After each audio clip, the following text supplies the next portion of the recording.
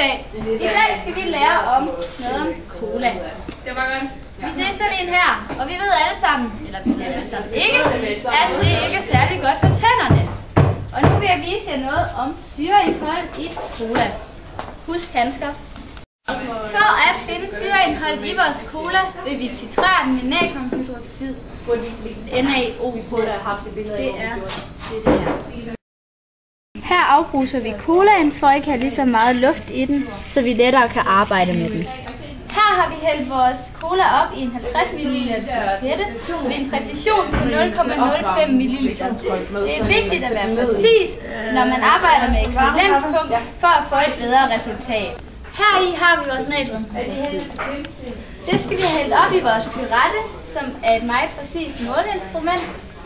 Her åbner jeg for hanen, så den drypper lige så forsigtigt, da den kan skifte lige pludseligt, når vi snakker om ekvivalenspunkt. Her drypper den. Dryp, dryp, dryp. Og herover kan I se vores pH-værdi, som lige så stille går opad. En neutral væske er 7 i pH-værdi. Når den når 6,9, skifter jeg, så den kører langsommere. Fordi at den skifter meget pludseligt, når det er, at der er pH-værdi.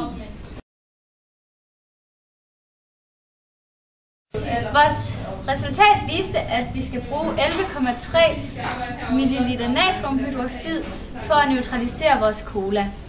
Man skal bruge det tilsvarende mængde HCl,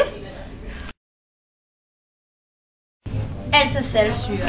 Hvis vores natriumhydroxid og saltsyre har den samme molære, så kan vi faktisk neutralisere dem med lige mange milliliter af hver.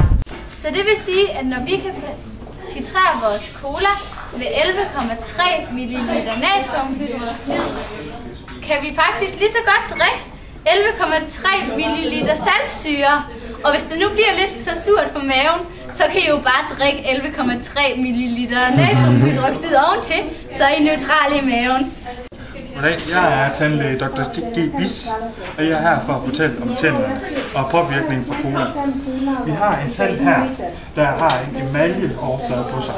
Emalje er en form for beskyttelse mod alle ydre påvirkninger på tanden. Så har vi noget cola, der kommer ind på tanden her.